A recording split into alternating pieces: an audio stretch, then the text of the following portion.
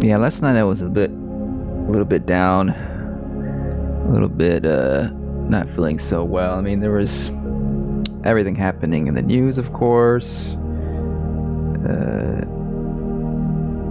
I think today Israel is giving Palestinians in the Gaza Strip 24 hours to evacuate before they carpet bomb the place, which is just another horrible thing the Israeli government is doing and continues to do, while everyone in the mainstream Western media is all about supporting Israel. They seem to turn a blind eye to the atrocities that Israel commits towards innocent Palestinians. Yes, of course, it goes without saying that Hamas is repulsive, and what they did was awful. But it's also should be acknowledged that Gaza, the West Bank, they've been living under extreme oppression by the Israeli government, a right-wing government that doesn't really treat people in Palestine like people. It's pretty well understood that Gaza is an open-air prison, and if you're gonna treat people like caged, less than human beings, then you shouldn't be surprised when they lash out, right? And Israel could put a stop to this.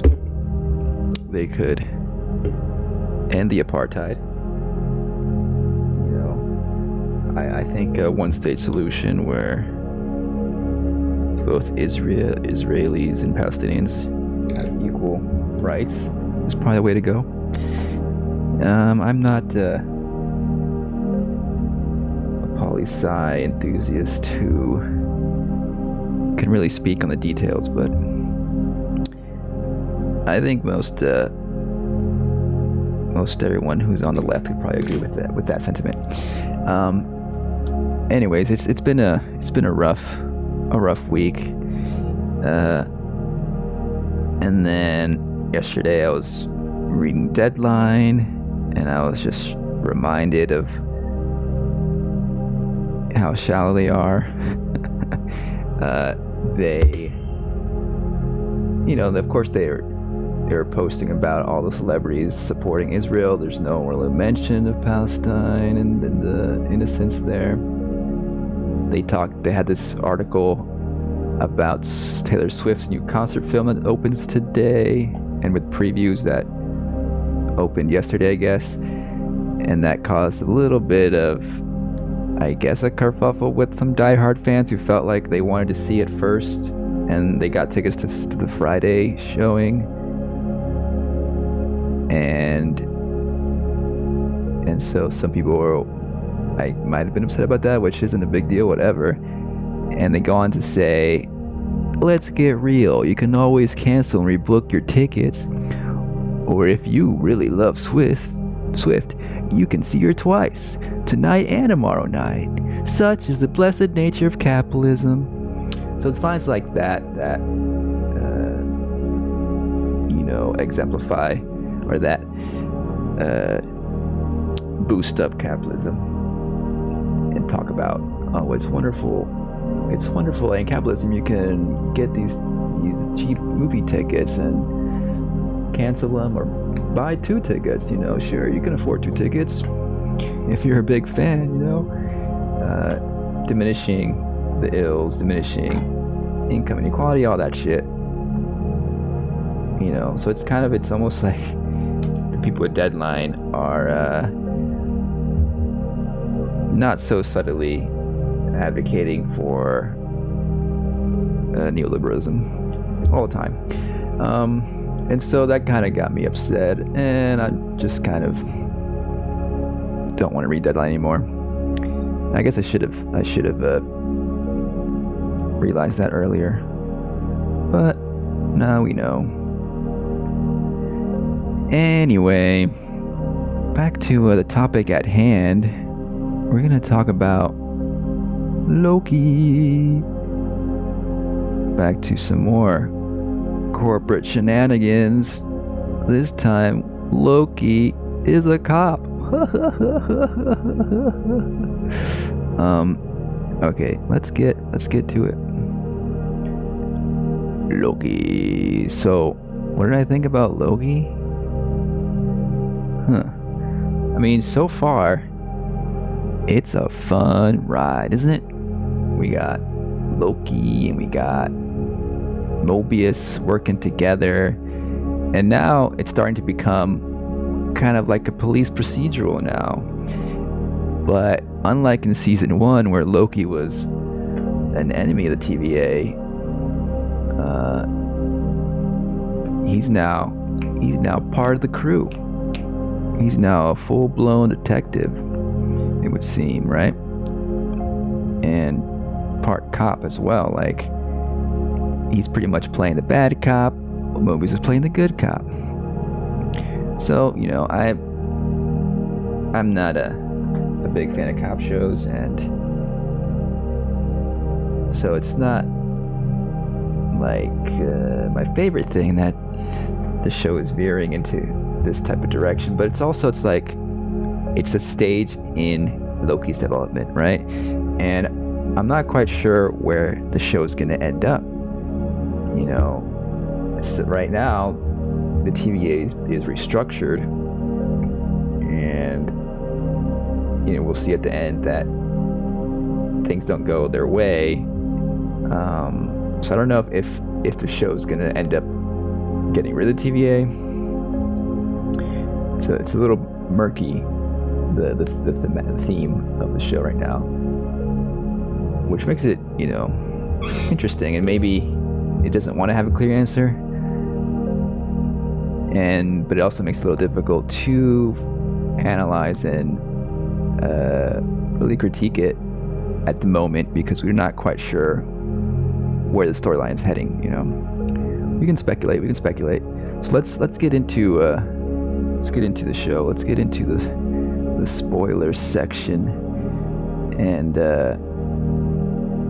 see how I feel about Loki.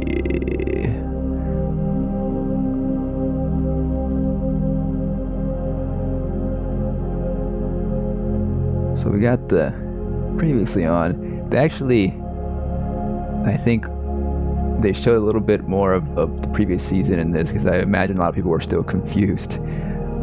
Did they even show the kiss? They might have showed the I think they did, right? That was kind of like a kiss there. Yeah, they showed the kiss this time. Last time they didn't show the kiss.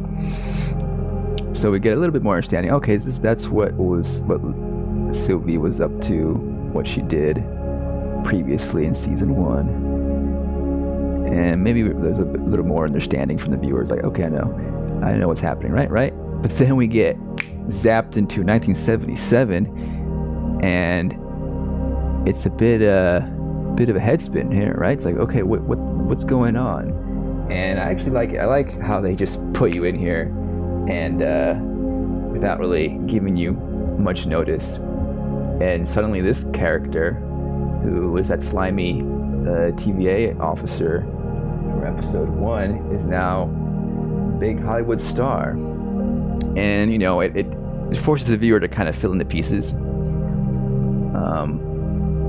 which I think was done effectively. I did enjoy this little segment, and having to kind of put things together in my head, because we don't really need the exposition, do we? Like, we get it. Like, they're time traveling cops, right?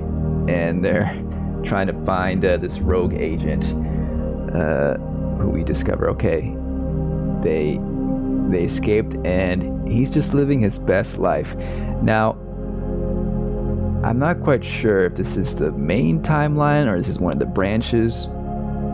It would seem that he chose to be to go into a timeline where he could become this actor. Like, who knows how long he's been here? You know, he chose one where he could easily become famous. But regardless, you know, he's of the opinion that the TVA and the fake gods took away his life, and he has the right, and, you know, understandable. We want to, you know, if you were stolen from your lifetime, from your timeline, and you had a great life, why not? Why would you not want to go back, you know? And if you could, maybe you could choose which life you want. Wouldn't we all like to choose perhaps a better life? You know, especially if we had a shitty deck dealt to us. Perhaps we were born on the wrong side of the fence, and our people were facing genocide. Like, maybe we want to go to a different timeline. This whole sequence was pretty well done. I liked it. I like how they're dealing with magic here, how Loki is expressing himself magically and kind of getting close to evil here, which is, you know, part of his character always. But this is what I want to see more in other Disney shows, perhaps like Ahsoka, where there were witches in that show, but they barely use any witchy powers, you know. I wanted to see some cool magic like this in that show. Nope. But in this one, this show's delivering. It's delivering in a lot of fronts, which I appreciate. So that was a pretty cool opening. It really thrust you in, and now we're fully established as the cop procedural show. A lot of great shots. I just like this little shot here. Gonna get some help from Obi, of course. And he turns out to be I think his name is Casey. Turns out to be a big fan of the manual that Obi wrote. We'll see that come up soon. So they're trying to figure out how to get to Sylvie, and what's his face, the prisoner they've taken in, is gonna lead to Sylvie, because he needs to know what Sylvie saw, why he saw Sylvie in the future when he was time slipping. He needs to get answers. So what are they gonna do? They're gonna go into a good cop, bad cop routine and do some torturing. And this is some good dialogue here. I like when the villains have these verbal fights with each other, you know, beyond just something, you know, beyond fist and actual physical violence. Why not get into people's heads? That's a lot of times more interesting. And of course, Hiddleston is great here as an actor. He listens in, and like a lot of times, the villain monologues are a little bit hackneyed and stuff, but I think Hiddleston kind of provides some good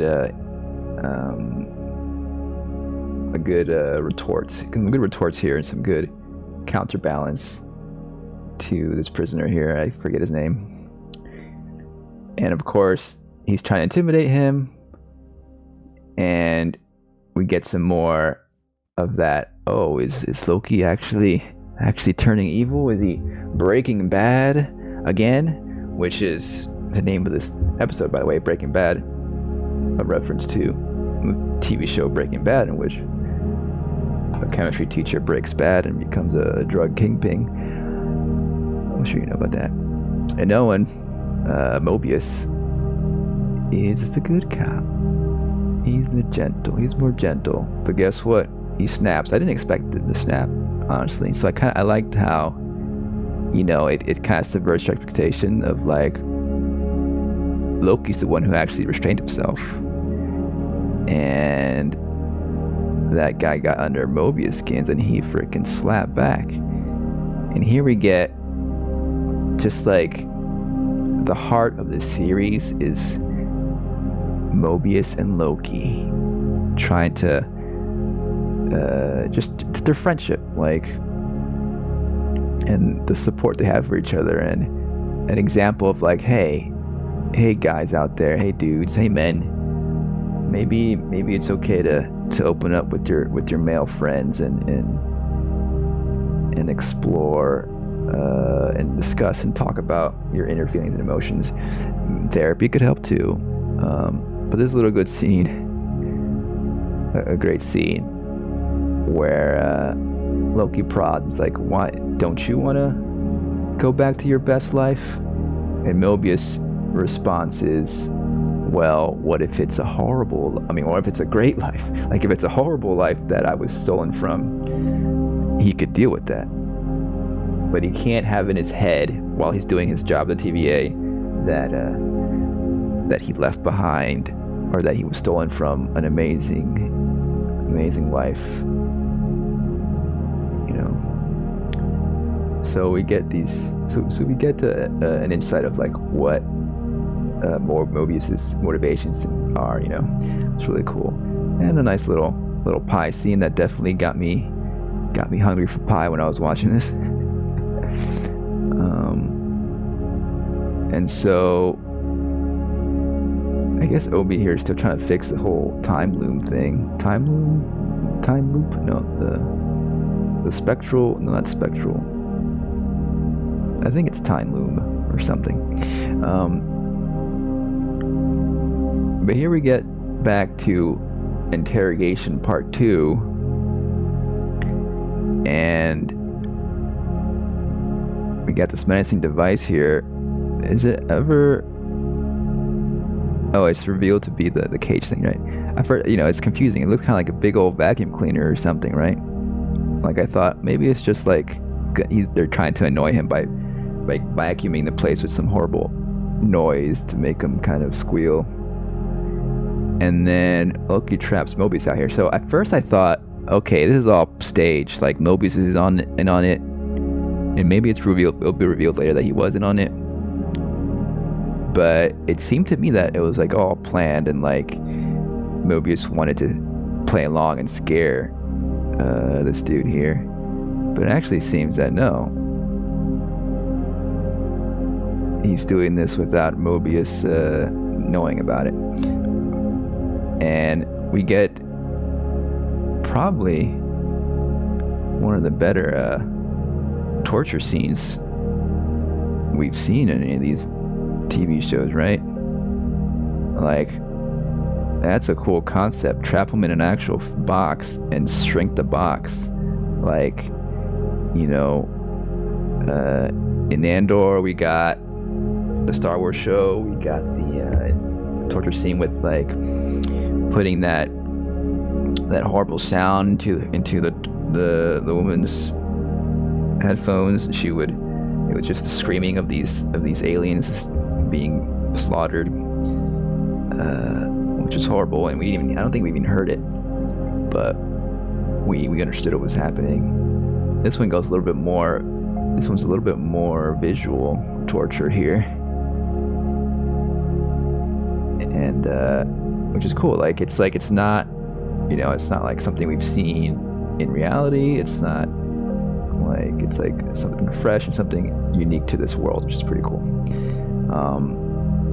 And it worked. So Loki has become the ultimate bad cop, employing torture to get the answer. And guess what? It worked, which is a little bit problematic, of course.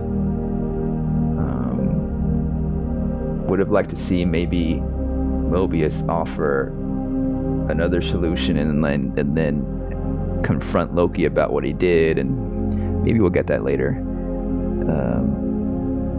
That way we can at least see like, hey, like, torture isn't the answer, but we can surmise that as viewers that Loki isn't a hero. He's at best an anti-hero, And then we get a cute little scene of Casey really digging really into Obi here. You know, it could just be a fan. He's a fan of Obi. He likes the work he did on the manual, but it just felt like a cute little moment here that could potentially lead to some people shipping them together, and I wouldn't be opposed to that. And there is a lack of queer representation thus far. People have wanted more from the show, particularly because in season 1, Loki comes out as bisexual in season 1, and so people were hoping to have some more of Loki's queerness be part of the show. I think one of the writers was, or maybe one of the producers was, questioned about it, and he said that there's not going to be much more queer representation because apparently there's too much going on with Loki trying to save the universe, the multiverse, whatever.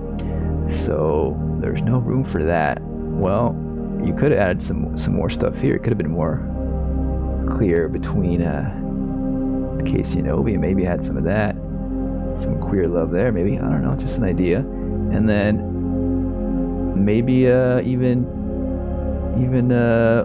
Loki falling for Morbius. Like, I get the idea of like this is kind of representing friendship, and it's good to have male friendships like this on TV. But it would have been also interesting for it to be a love triangle, right? Where Loki is kind of battling with the love he has for Sylvie, which is kind of another version of himself, which is kind of like part of his narcissism. And then also kind of falling for Morbius, this other person that's like the opposite of Sylvie in his worldview and all that. Like, that could have been interesting too. And maybe Mobius wouldn't reciprocate. Maybe Mobius isn't really into Loki, just wants to be friends. Like, we could have had some of that, but it seems that we're not going to have any of that because we're just going to mention he's queer in the season 1 and not even address it in season 2. So that'd be, but we're here back at McDonald's, and again, we're at the point now where it's like, oh, okay, right, this is a Disney show that includes a freaking McDonald's commercial every episode now, I guess. Maybe we'll have another McDonald's scene next episode, and that'll be it, hopefully. But I do want them to move away from this McDonald's shilling for McDonald's as soon as they can, because it is distracting. It is, I think, a bit crude, especially because it's tied so much into the emotional arc and character arc of Sylvie, and I just find it quite weird, Let me just put this up here just for the heck of it. No reason. There's no reason up. There's no reason. Or Zombie made this artwork of Ronnie McDonald throwing up a Happy Meal. Not so happy. Not so happy at all. Little kid asking, "You loving it now, huh?" Anyway, so Sylvie, like, it is a bit odd to me that her whole deal is she's escaping the TVA in the first season. She's running away. She's always constantly at odds with them and trying to escape their capture. She successfully gets that time machine thingamabob that He Who Remains has, right? And now she's in control. He Who Remains is gone, and she can travel and go wherever she wants, and she has her trackers off, whatever, so she's no longer tracked by TVA.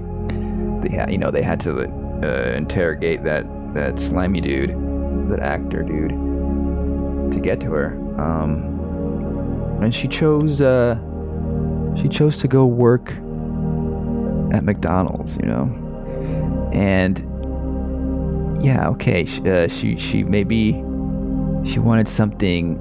It's supposed to represent like a simple, nostalgic time in the 80s or whatever this is, when things were simple and easy, apparently, for white people. And you can get a nice meal at McDonald's and everything is a-okay, and McDonald's is a sanctuary for Sylvie, apparently, and which is, you know, just distasteful. Like you're basically putting Sylvie in this position where she's a commercial for McDonald's, for the idea of McDonald's being a happy place where you can go spend time and not worry about anything, not worry about the workers behind the counter. Let's not concern ourselves with the working environment. Let's not concern ourselves with the environmental impact of all the meat they pack into those burgers, the slaughters, the working conditions of not only the workers at McDonald's, but also the slaughterhouses, just the health issues that they promote with their products. And you know, it's just all seen as a happy-go-lucky moment for Sylvie, where she can relax, and it's not a flattering look for the show, for the story. But we must endure to enjoy the shenanigans of this time cop. She has a break. She takes her break. Guess what? McDonald's gives you breaks. That's cool. That's cool, right? They don't give you any benefits, I don't think, and they pay you minimum wage, and you know, you have no say in the value they extract from you. They extract that value and they take the profits you make, and they put it back into the executives' pockets at the expense of the environment and the people in it. But it's okay, and she's just chilling out. She's just a worker at McDonald's. No big deal. Like, in a way, it's like nice to see representation of a working class person who works at a food service like this. But she's a freaking Sylvie, a god of mischief, who has the power to do all these things. You know, she's not representative of the real people who have to endure working at McDonald's or other places like this.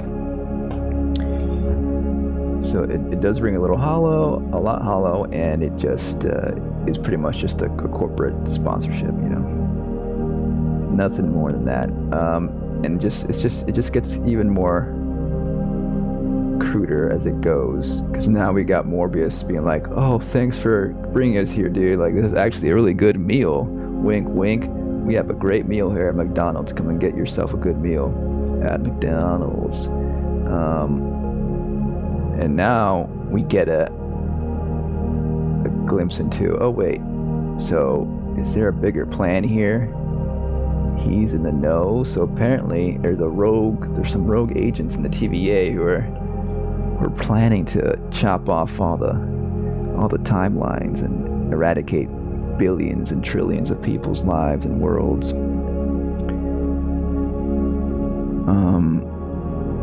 By the way, in this previous scene with Loki and Sylvie, he, you know, wants to know about why he saw her in the future timeline. She doesn't seem to care or think of anything of it. And he goes on a whole spiel like, oh, like, even though she hates TVA and all that, she's saying, he basically is like defending the TVA and saying that if the TVA is necessary to protect this world that she loves, her working at McDonald's utopia world, because apparently it's utopia for her.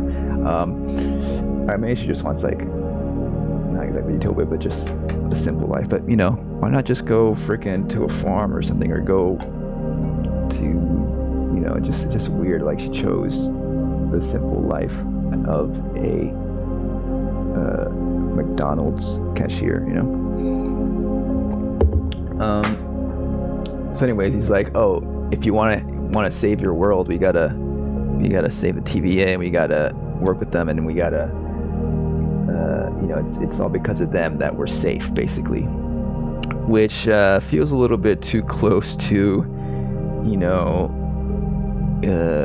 Blue Lives Matter situation of people defending the system of policing in order to keep society safe. Then again, this is we're in the middle of these character arcs, and it could very well be that Loki will see the error of his ways and reject the TVA. And I do think, I kind of hope to, I do suspect that Loki will reject the TVA at the end, and if the TVA remains, he will escape and live outside, of their control, and in the ways he can. Because I don't know, like, if Loki remains a TVA cop for the rest of his time in the MCU, it just feels very out of character, and it's not his character, and it's not what I want for Loki. And maybe we'll get to a point where the TVA is abolished and replaced with something else, maybe. We can only hope, right?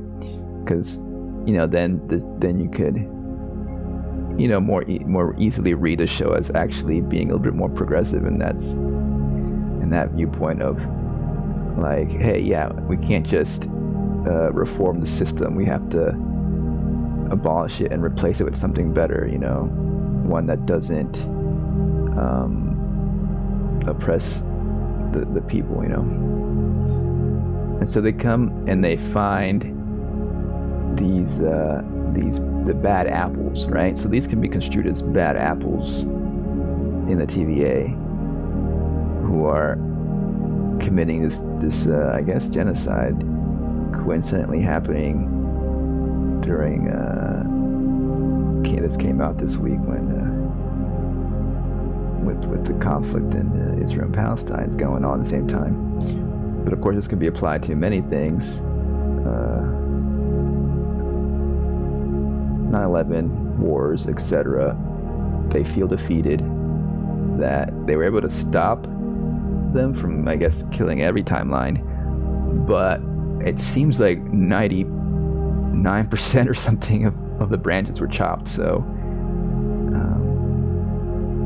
they are devastated, and rightly so, right? Geez, they weren't able to stop all that terrorism.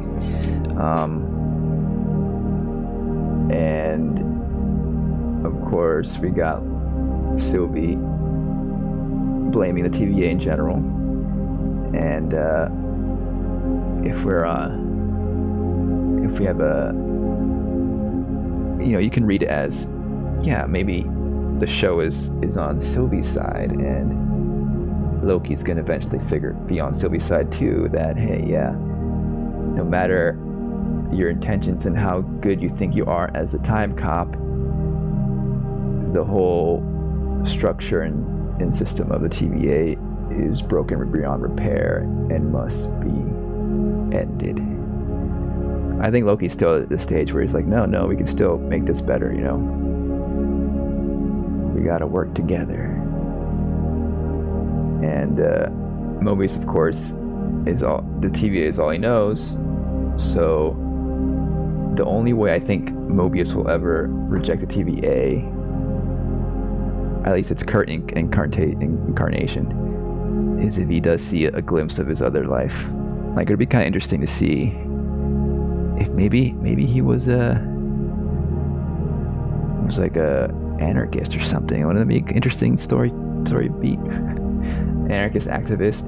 In his life, he was stolen. That would be an interesting dilemma in his head. Like, what should I do? Should I maintain the status quo of the TVA and stick to this life, or rebel?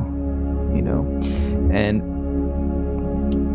a lot of people critique the defund police movement. They critique abolishing the police because they feel like, oh, with no police, all these horrible people will kill us, etc., etc. Well, the idea of abolishing the police isn't the idea of like abolishing everything. It's the idea of replacing the system and starting anew, and maybe have social workers meet people or go to people who are mentally ill and need assistance. Maybe have some kind of armed force when there is some kind of violent attack or something. But the necessity to have armed people patrolling the streets for every little minor incident is an excessive thing that is representative of what policing is today, and not what is needed and needs to be abolished, I think. But here she is back at her preferred timeline. Seems that it survived. Seems that her happy little McDonald survived. So she's gonna stay there. And maybe the show is like, well, this is a little flaw in her character, and she's gonna grow out of it. And by the end of the season, she's gonna aspire to something better.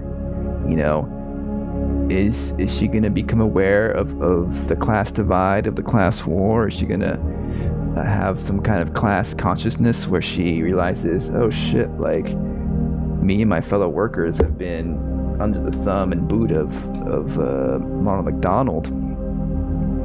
Maybe we should start a union. Maybe we should take down the bosses all over the multiverse.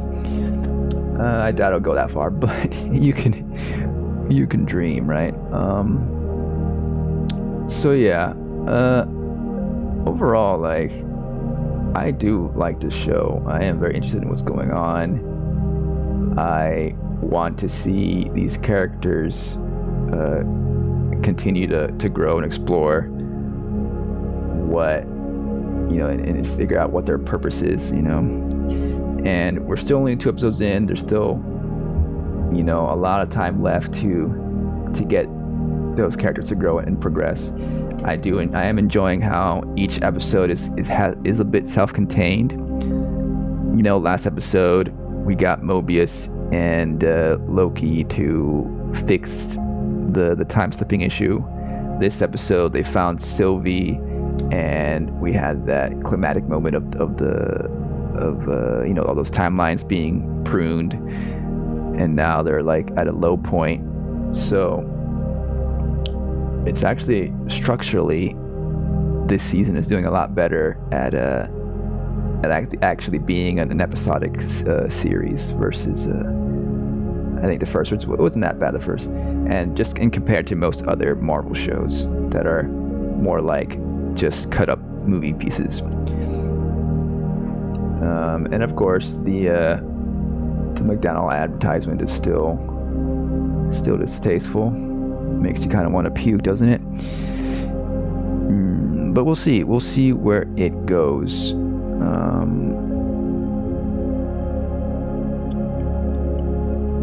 And yeah, I'll keep watching, and I'll keep puking.